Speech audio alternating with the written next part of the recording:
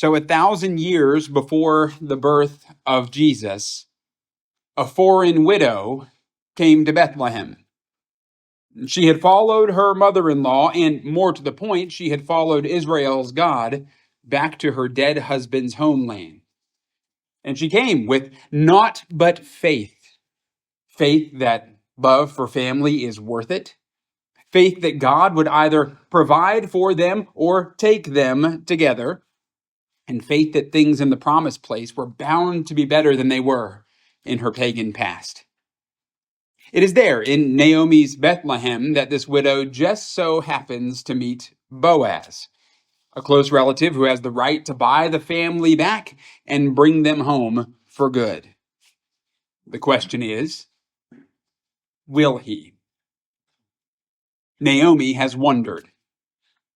Ruth, the widow, in a display of humility and of total abandon, she has asked.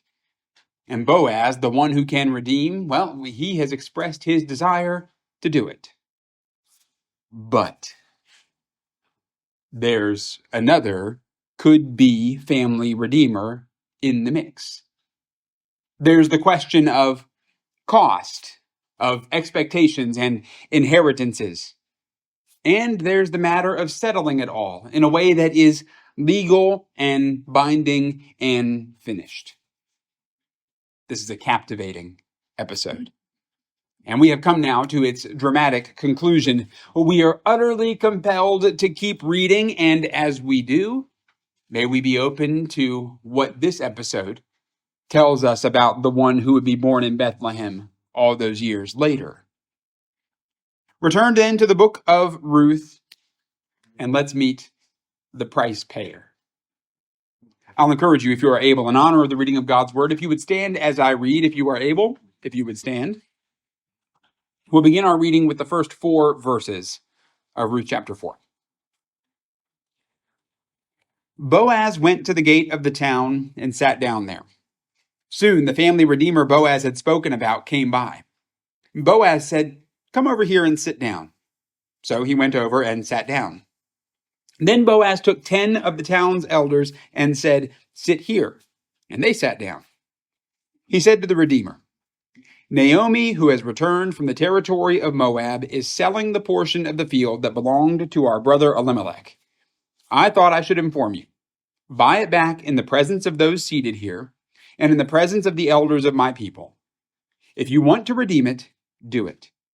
But if you do not want to redeem it, tell me so that I will know, because there isn't anyone other than you to redeem it, and I am next after you." May God add his blessing to the reading of his word in our midst. You may be seated. I thank you for standing.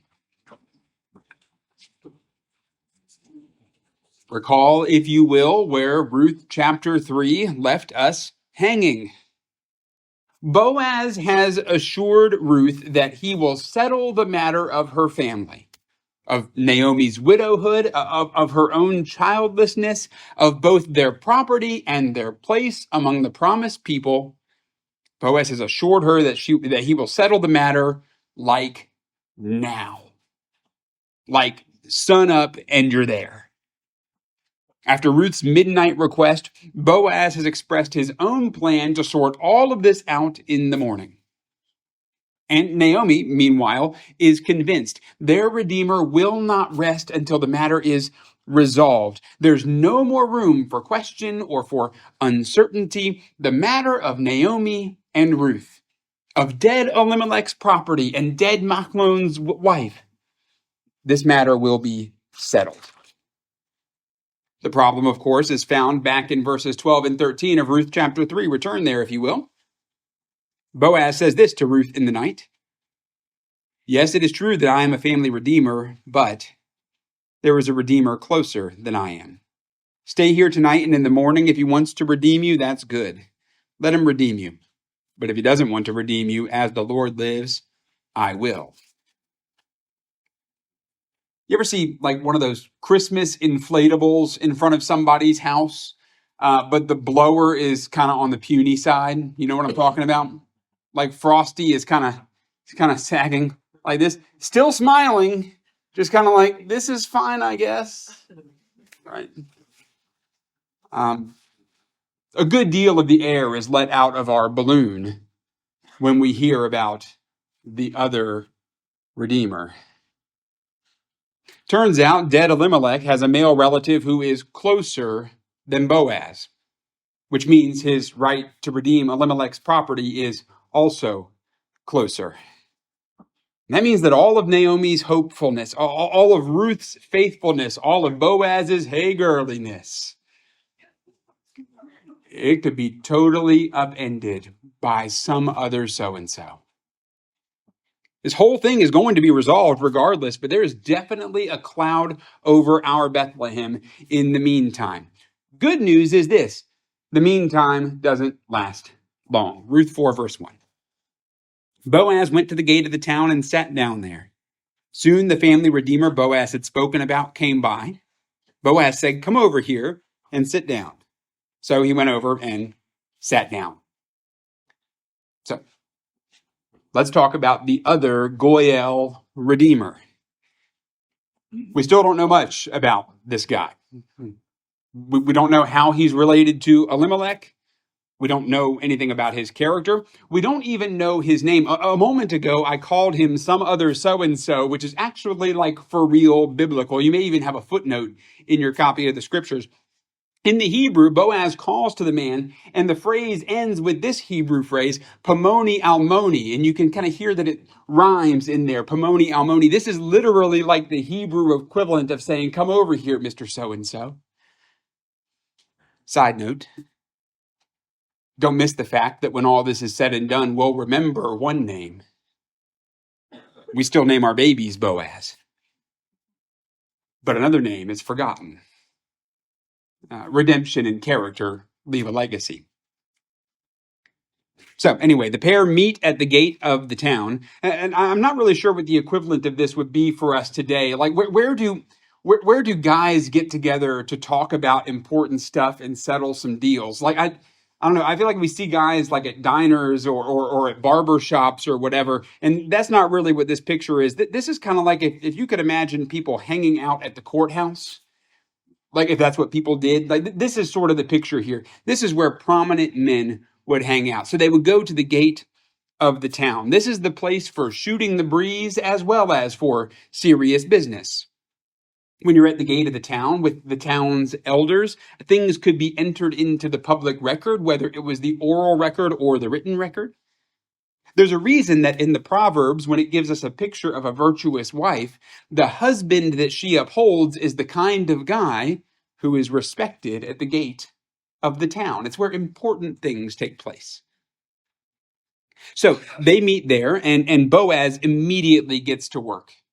Right? In verse 2, he makes sure that 10 of Bethlehem's elders are paying attention because he has a matter of property, a matter of inheritance, a matter of redemption to discuss. And those guys are going to be the law's legal witnesses. You see, redemption isn't a private arrangement. It's public. A redeemer can't settle the matter off stage. So, for the record, the prominent legal witnesses are secured. And Boaz sets out his proposition for Mr. So-and-so. Look back to verse 3. He said to the Redeemer, "Naomi, who has returned from the territory of Moab, is selling the portion of the field that belonged to our brother Elimelech. I thought I should inform you. Buy it back in the presence of those seated here and in the presence of the elders of my people. If you want to redeem it, do it. But if you do not want to redeem it, tell me so that I will know. Because there isn't any other than you to redeem it, and I'm next after you." So the harvest is over. Whatever arrangements had been made on that piece of the field for it to be cared for in the absence of Elimelech's family after his death, those arrangements have expired. It's the off season. And now is the time, before the next growing season, to sell it so that the widow who has come back might have some kind of livelihood. This is the picture that Boaz paints. Did you happen to notice anything that's missing from said picture? Maybe, I don't know, the foreign pagan, foreign widow who comes with the place. But we'll have to hold on to that thought for a moment. The point in plain terms is that someone with the right rights can claim Elimelech's property. Boaz makes it publicly known. And so that opportunity exists if someone is willing to pay the price. And let's face it, redeeming property, that's an attractive proposition, which is how we get to verse 4, part B. I want to redeem it, the man answered. Okay, so inflatable Frosty is all the way on the ground now. Okay, there is nothing left in my balloon except for saliva and sadness. That's all that we have at this point. Because we're stunned by this, aren't we? I mean, this is not the way this is supposed to end. Boaz is supposed to seal the deal. He and Ruth are supposed to ride off into a romantic sunset. Babushka Naomi is supposed to be at home watching her stories, knitting little baby booties. But the other so-and-so guy wants to redeem the property?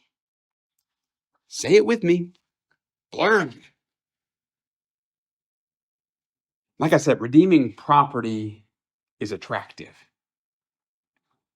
And don't forget Boaz's own words from chapter 3. If he wants to redeem you, that's good. It is good.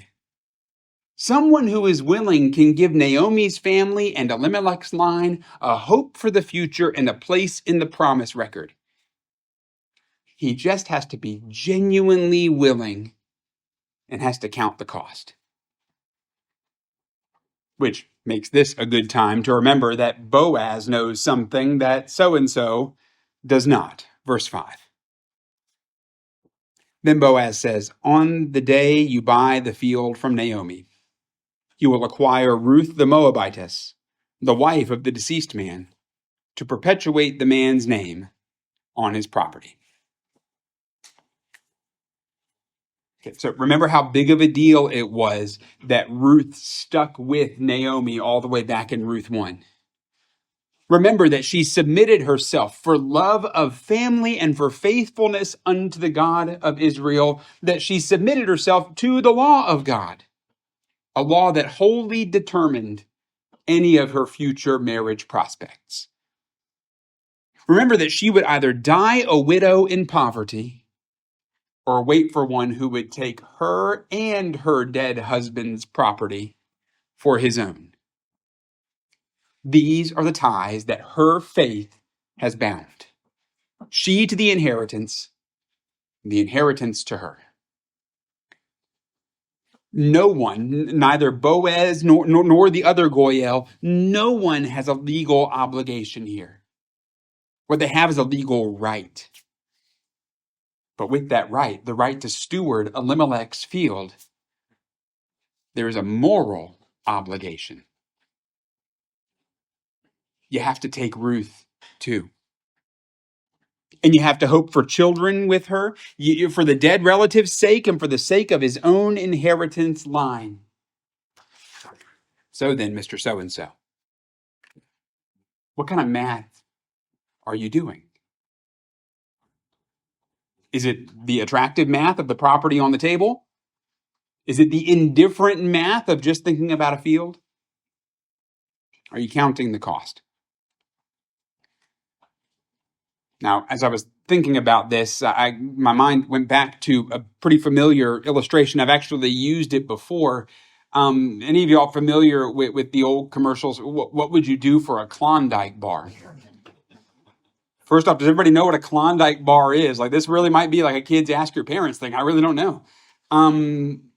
They had this whole advertising campaign about this where, like, supposedly they would go out on the street and ask people what they would do for this particular ice cream treat. And maybe they would propose some ridiculous thing that somebody might do, which I guess that was the whole idea. Like, you had to do something to get the thing, because if they were just like out there giving away the ice cream treats, those commercials would have been pretty dull, right? There had to be some stakes involved here. I, by the way, wouldn't do much for a Klondike bar, but if you put some chips and queso and a Coke Zero on the table, we can talk. But this was the beginning, I'm convinced, of reality television, because what is all reality TV? The whole enterprise comes down to, what would you do for $1 million, right? Would you enter a singing competition? Would you eat bugs? It used to be so simple, right? Now many of you are spending your time watching that show where naked people have to survive in Saskatchewan. Um, yeah, some of y'all really wish I hadn't read your Netflix history right then, but that's fine. But I got to tell you, when you think about some of these things, I don't want anything that badly to go through, like the physical. Some of y'all are still laughing, which, because I think you're deeply comforted at the moment that I should have thought about that when I put those sentences together. That I went from naked in Saskatchewan to what I'm willing to do. So just do your best to imagine a period there, and I don't want anything that badly to go through the kinds of physical and emotional and really even social cost of getting that prize. So that was on my mind as I'm listening to this man from history say, I want to redeem it. And then Boaz comes along and he's doing altogether different math. And he tells the man, don't forget to count the cost. Redeeming property is attractive. It's a prize. You can legally buy another man's inheritance and you can make it your children's inheritance. You'd be a fool not to take it. But redeeming people, for whichever redeemer, the cost is high. You have to spend to get the field. You have to take on the livelihood and the provision of any widows who are in the family line. You have to marry a marriageable one if possible. Then you have to open up to the possibility of fathering children by her, and you have to apply yourself to the task. And then those children, should they come, they're counted as the children of the dead man, which means all the property that you paid for becomes their property and not your property in perpetuity. Never mind the fact that in this equation, the marriageable widow in question is a pagan convert from hated Moab. The story of redemption isn't just like cold calculus. It's a question. Is a foreign outsider worth the deep, personal, not about me cost? Verse 6. The Redeemer replied, I can't redeem it myself, or I'll ruin my own inheritance. Take my right of redemption, because I can't redeem it. Ruin here is a Hebrew word, is shahat, which is kind of fun to say. Give that one a shot. Try shahat. There's one brave soul. In Hebrew, you're frequently going to find that negative words have a very harsh sound to them. All of the vowels in Hebrew are A anyway, but you get a lot more K and H and T when the word is like a sharp word. So Reuben comes to us as shahat. For the man in question, it's a matter of an inheritance. Here's an old-fashioned word that would be sullied. Basically, what he has stewarded for the good of his own children will be diluted and diminished if he redeems Ruth with the field. If he were to do it, he would have to pay for it out of what would belong rightly to his own children. And having done so, everything that he spends is eventually going to be passed through Elimelech's heirs. So his own children will get less of what he has earned and what his own father had left for him. So, translation, something that had been safeguarded for the children of his own family will be legally and expensively handed to children born of foreign outsiders. It's worth noting that the word shachat includes the idea that something is ruined by moral corruption. Don't you know what it would mean, Boaz? For me and for my family? if we sign up for all of that. So Goyal so-and-so says, I can't. More to the point, you know how to read it. It says, I won't. And that's his right. It's not his responsibility. The question of redemption comes down to worth filtered through willingness. And no name would-be redeemers, they know how to count the cost. Not worth it. Not willing. Verse 7.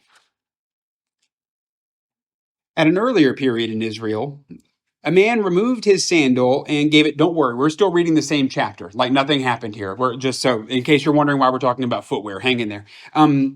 At an earlier period in Israel, a man removed his sandal and gave it to the other party in order to make any matter legally binding concerning the right of redemption or the exchange of property. This was the method of legally binding a transaction in Israel. So the Redeemer removed his sandal and said to Boaz, buy back the property yourself. Now, I love it when the Bible, which is already inspired way back when, the Bible is like, let me remind you of how we used to do it even more way back when. Like, what in the world is going on with the sandal? Because I guarantee this is not the way your last Facebook Marketplace transaction went down. Right? Nobody swapped shoes when you closed on your house, okay? Keep all of your Crocs where I can see them. Apparently, under the inspiration of God's Holy Spirit, the writer of Ruth was led to remind even the earliest readers of the book how this was supposed to happen. It actually comes from a very negative context. In Deuteronomy chapter 25, we read more about the right of redemption, or specifically about what you're supposed to do when there is a brother who has the responsibility to redeem, yet he refuses to. In that case, the brother who refuses to redeem, he's supposed to appear with the widow whom he is rejecting. They're supposed to appear in front of the town's elders at the town's gate. And at that moment, she takes a sandal from him and she spits in his face. And from that day on, the man's family name is changed to Beit Halutz HaNa'al, which means the man whose sandal was removed. Good news for the guy in Ruth chapter 4. His potential role here was always voluntary, a right and not a responsibility. He is permitted to answer the question of willingness honestly. He won't be publicly shamed for it. She won't spit in his face. His family name will have nothing to do with footwear drama, so it's a good deal all around. Yet in that cultural context, the man leaves none of it unambiguous. He leaves none of it unanswered. He says, here's my sandal, the one that tells you all, I am not going to do this. If you want the field and the woman, she's all yours. Now, I don't think it's too much to imagine that perhaps in this moment, a little bit of a wry smile starts to spread across Boaz's face. Look to verse 9. Boaz said to the elders and all the people, you are witnesses today that I am buying from Naomi everything that belonged to Elimelech, Chilion, and Machlon. I've also acquired Ruth the Moabitess, Machlon's widow, as my wife to perpetuate the deceased man's name on his property so that his name will not disappear among his relatives or from the gate of his hometown. You are witnesses today. What I want you to note is that this is not just about what happens to Ruth going forward. Boaz's mind is on more than the woman whom he admires. The Redeemer's role comes down to setting aright everything that has gone wrong since the time that Elimelech first led his family out of God's promised place. It's about restoring the reputation of a man who wandered in faithlessness. It's about rescuing the names of sons who made their beds in paganism. It's about bringing back at deep personal cost those who once knew the God of Bethlehem but left his ways behind. Really, it's about writing their names home, secured by the promise under another's costly grace. I'm buying everything, Boaz says, and I'm writing them back into our story. The gospel is coming. I hope you're as excited as I am. Verse 11 and 12. All the people who were at the city gate, including the elders, said, "We are witnesses. May the Lord make the woman who is entering your house like Rachel and Leah, who together built the house of Israel. May you be powerful in Ephrathah, and your name be well known in Bethlehem. May your house become like the house of Perez, the son Tamar bore to Judah, because of the offspring the Lord will give you by this young woman." Okay, that'd be pretty weird to chant all of that in unison. I think everything after "we are witnesses" was probably like individual voices calling out. Otherwise, they would have had to practice. And I got to tell you, some of those well wishes are actually a little bit on the obscure side. My family, we just got done doing some Christmas cards, and we've basically abandoned the part where we write like sweet little greetings on them. We used to do that a lot, but I found myself writing the same thing every single year. It just kind of got rote. Even if I meant it, I always wrote, "We're praying every blessing for you and your family at Christmas and always." Like if you've gotten a Christmas card from me, probably says that. Christmas cards this year, they say "merriest T-bone." That's all you get. That's it. It's 2 words. Maybe I should go with something biblical like, "May you be powerful in Ephrathah and your name be well known in Bethlehem. May your house become like the house of Perez." So these blessings, they might not actually work for us in our current context, but in Bethlehem, Ephrathah, 3,000 years ago, these would have been the height of well wishes under the circumstances.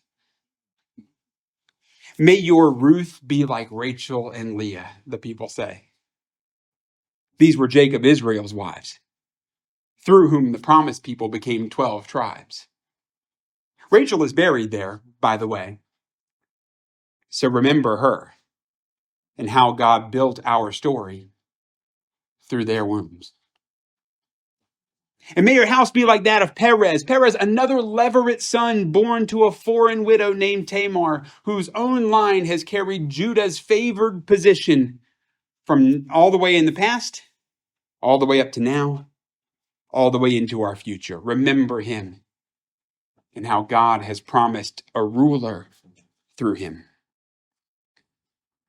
So the obscure blessings of Bethlehem's people, for the one who would write the names of Elimelech and Naomi and Chilion and Machlon and even Ruth into their history, the blessing is this: may you all be vital in what God has been doing through us and what he will yet do as well.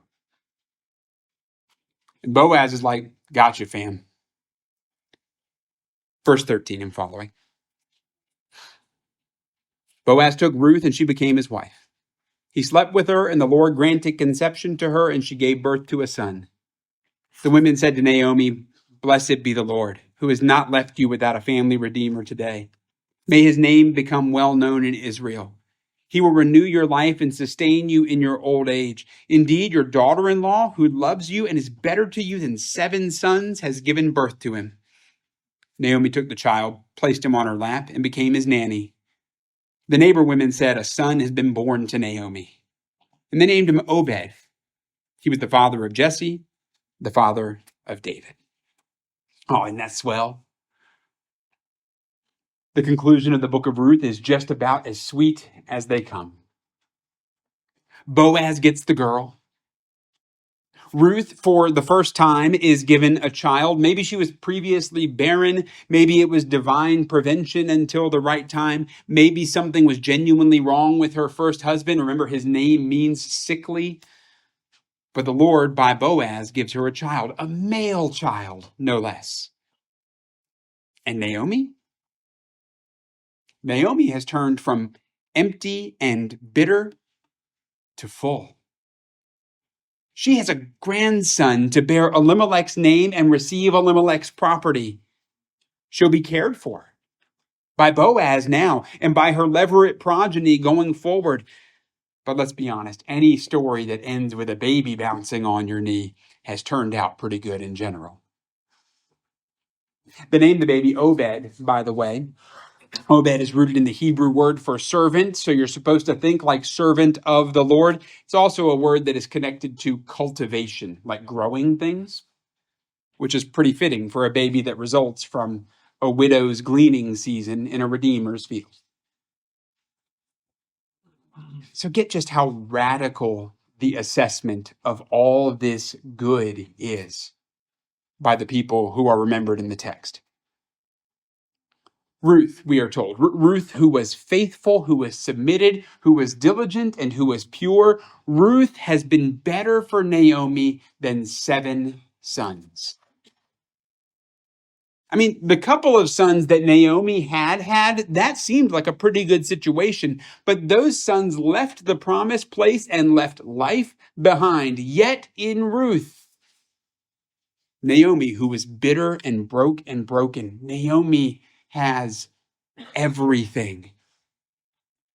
She sees a grandson generation. Her name is written in Bethlehem. She's been given a return home in the promise of God. Ruth 3 ended with 6 unresolved measures of grain, but Naomi in Ruth receives a 7, complete and full and whole. You get to verse 13 of chapter 4 and you get to let out like all of the breath that you have been holding in this entire time. They're home now. And don't miss who gets the glory in a redemption story. The women said to Naomi, "Blessed be the Lord." Redemption ought to always turn to praise because none of this just so happens. It's grace. It's a bigger story that he's telling for his glory on the earth. That's why we're reminded out of history that this family story fits into the family story of Israel. It gets us to David the king and the height of God's promise kept to that point. Blessed be the Lord who takes all of this and fills it to the full. It's hard to imagine when you read that how it could possibly get any better. But we're going to try, and I need some help. So kids, if you're paying attention and are ready to help me, who say, "Oh yeah." Okay, that does not sound like kids who are like 3 days to Christmas, okay? Like, or is your excitement now so low or is it like so high? That's what I was thinking this whole time, right? Okay, kids, here's how you're going to help me. We're going to have to imagine some stuff today, so be ready to imagine. In a minute, we're going to be imagining a Christmas party together. So be thinking Christmas party things, get your kind of brain moving that direction. And we're going to have to imagine, by the way, because none of this can be real because I can't afford it. So like, just make sure that you're like, by the time this is done, you're going to see what I'm talking about. Are you ready? Okay, I'm going to start and I'm going to ask you to add. Okay. So we're planning to have, this is imaginary, so don't hold me to this. We're planning to have a Christmas party on Christmas Eve. Now, in our imaginary Christmas party, what do we got to have? Start calling some stuff out. What belongs? Oh, cookies, white candy, a family favorite. What else we got? What needs to be at the party? What's that? Lots of presents. Yes. Okay. What? A mansion? A mansion. Okay. We could rent a mansion. We got to have a Christmas tree. Do you want a little tree or a big tree? Big tree, a hot tub. Okay. All right. Just a reminder, if you didn't know, this is a Baptist church. So we're just gonna go slow down 1 or 2 things every now and then. Okay, let me just recap briefly. Okay, we're gonna have a Christmas party on Christmas Eve in a mansion with a hot tub and a big tree and some presents and some cookies and some white candy. Okay. Now, pause. Make it better. We're gonna have snow. We're gonna have music. What kind of music? Old time music. All right. You know where you're growing up. We're going to have a snowball fight with the snow at the mansion with the hot tub. What else we got? Come on. We're going to have Nintendo. Right. Yeah. Yeah. We're going to, okay. I like where your head's at. We're going to have a whole video arcade in.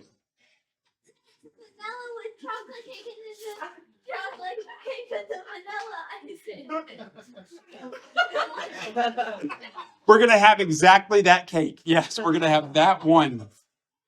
We're going to have a star. We're going to get the whole star, right? And we're going to make it like the centerpiece of what we're doing. Okay, everybody pause. Everybody pause. Okay. Did somebody say preaching? You are a child after my own heart. I'm thinking you said something else, though. So, okay, hold on real quick. Pause. Okay. We're going to have a party in a mansion with a hot tub and a big tree and all the presents and the cookies and the candy and a very complicated cake and some old-time music and some snow and a snowball fight and Nintendo and a whole video arcade and a preacher. Okay, real quick. Pause.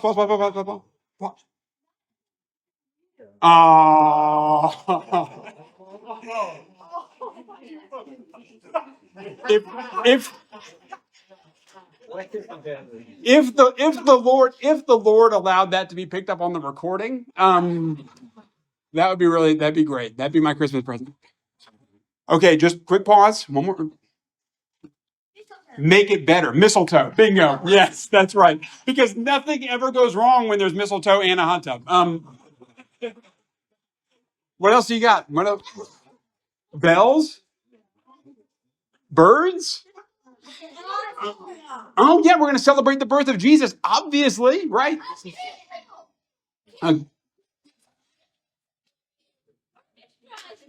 I think that should be the music. We should get the Trans-Siberian Orchestra to be here live. Oh, we're going to put on a Christmas pageant? This is a fantastic idea. Okay, so everybody, we're going to have to at some point because people want to go home and eat lunch. But we're going to have a Christmas party in a mansion with a hot tub and a big tree and all the presents and the cake and the cookie and the candies and live music by the Trans-Siberian Orchestra and a video game arcade and I'm forgetting all of it. Some lame preacher and a whole number of things are going to happen. Okay, how awesome does our party sound? Does it sound way awesome? It's hard to imagine like how good things can get even better. But if you keep looking at it and keep thinking about it and keep diving in, you discover maybe we can't. Maybe there's even more better that we can keep filling this up with. And I promise you, there's somebody sitting here today who thinks that fruitcake would make this party better. And so like, I just want there's still room to improve from what I understand. So here's why I'm thinking about that. Go with me on this, okay? Because when we read the biblical account of how things end up for Naomi and for Ruth and for Boaz, they're already really good in the text. Was there anything you liked a lot when we read this story? What were some of the best things you read in the book of Ruth? What's that? Oh, you like the nanny at the end? Yeah, you like thinking about Naomi with little baby? Yeah, I love that. Any other good things? Baby is a good thing. I was loving seeing Obed. What other good things? Yeah, that's right. That the one Redeemer gets out of the way so that the right Redeemer can rescue the people. I think it's great. You liked everything. Me too. So here's the thing. It's already really good. But I want you to listen as we look back at some of the details from this chapter, because what I want you and everyone to hear is that there is even more good here when we know what to look for. So if you'll listen up for a few more minutes, I would appreciate you letting me know with an air high five. Are you ready? One.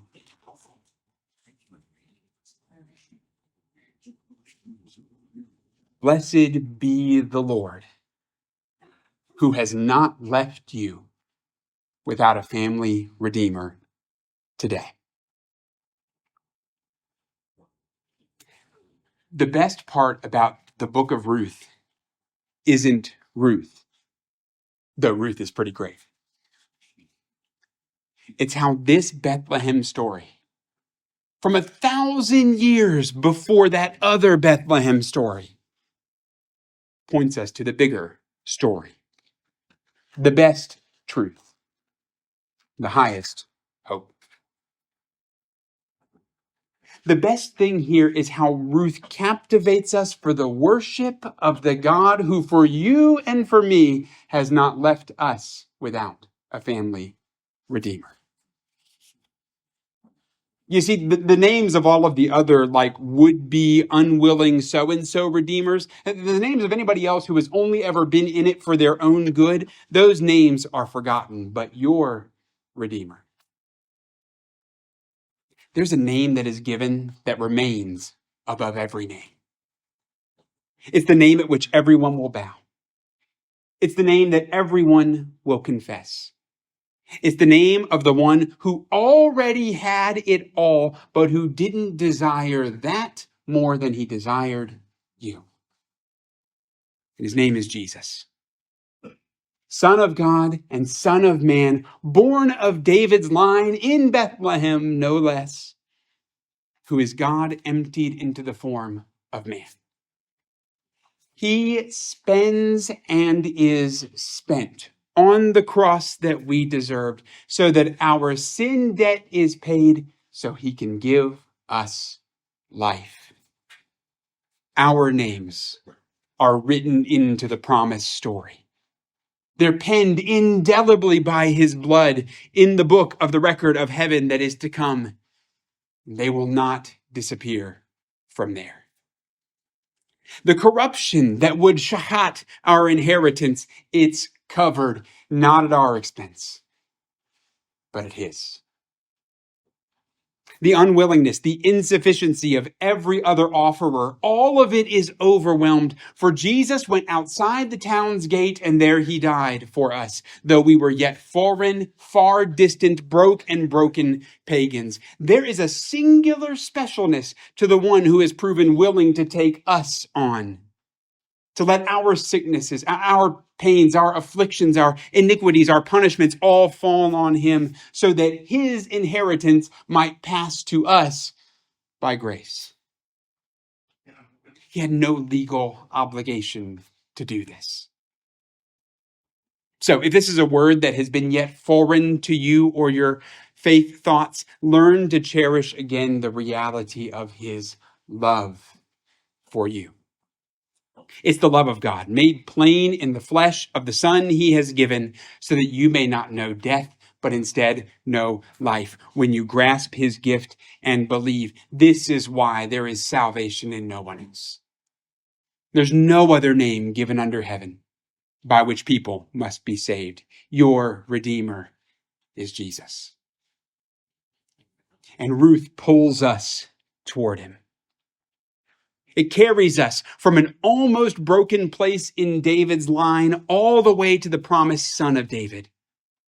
It features a Redeemer story that foreshadows the Redeemer's story. These are not the so-and-sos of the past. Ruth gives us the names that point to the name, so that by his grace, our names re-enter the family tree.